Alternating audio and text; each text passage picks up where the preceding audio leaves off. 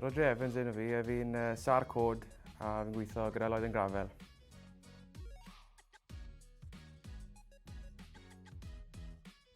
Hoff beth am y swydd, dyn lan yn y bore a wneud rhywbeth gwaniaeth bob dydd. Sa'n gwybod beth i expecto.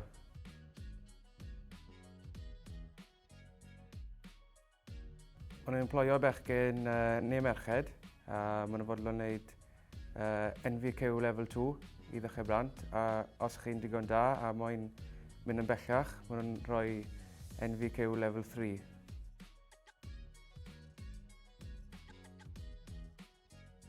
Ers fi'n codi lan, fi'n always bod rownd y pentre, chwarae cricket a rygbi. 2 blynedd yn ôl es i Australia i cael profiad gwaith, ond fi wedi penderfynu dod yn ôl achos fi'n joio bod rownd y pentre a'r teulu.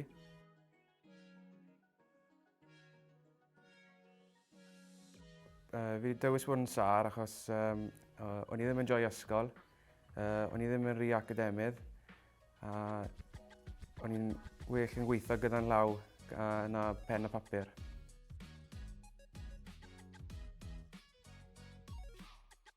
Ers fi wedi dechrau gweithio fan hyn, mae'n lle'n dda i weithio achos mae lle wedi bod yn saff, mae'r sites yn saff, mae'r boys yn dda, a os mae unrhyw cwestiynau ydych chi, os chi ddim yn apus neu rhywbeth fel yna, maen nhw'n dod nôl yn straight â chi.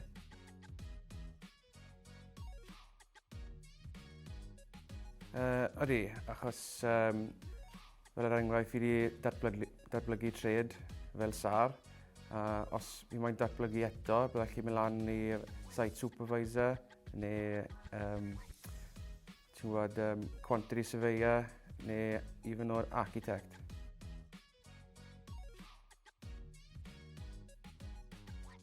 Fi'n mynd i'r cwsmeriaid a maen nhw'n ddim yn gwybod beth yw moyn yn y tŷ, so ni'n gallu rhoi ideas i nhw beth maen nhw'n moyn, a wrth wneud y job na, ni'n gallu disgwyl nôl yna fe a meddwl, fi wedi wneud y job na.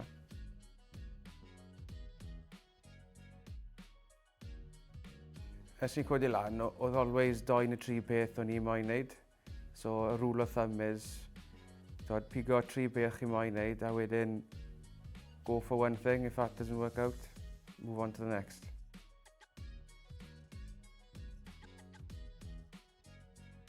Oedd yn teulu ni wedi bod around y building. Oedd yn dad yn sâr, oedd yn dycu yn gweithio gyda Lloyd and Gravell. So, o 2 nhw wedi rhoi good start i fi pan i'n ifancach.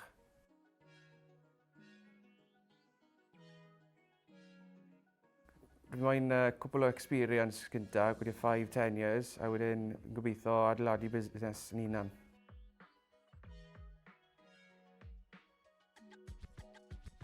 Gair y gyngor, dwi ddim yn rwydd. Rwy'ch 100% o ymdrech, a deith yn rwyddach i chi wedyn.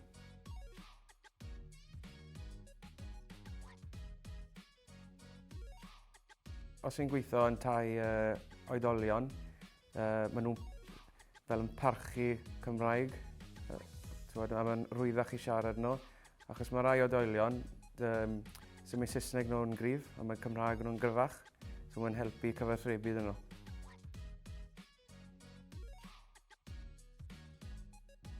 Y tip mwyaf i fi yw cofio seto alarm cloc yn y bore.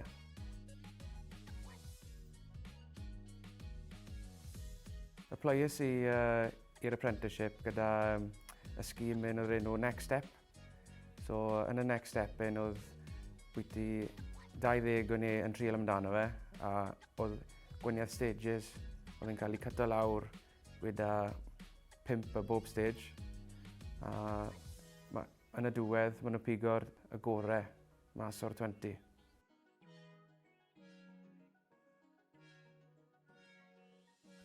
Ar diwedd apprenticeship, y qualification ges i oedd NVQ level 3.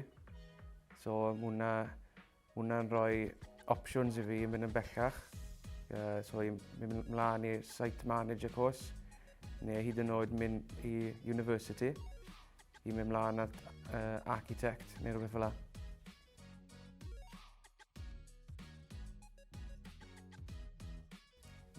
Manteision yn gweithio yn Sir Gar. Mae'n lle lleol, so chi'n gytre gynt.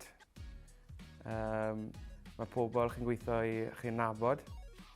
A gwedach bod chi'n mynd i'r clwb bob dydd Sadwrn, mae pobl yn siarad amdano chi a gweud faint mor dda i'r chwaith chi.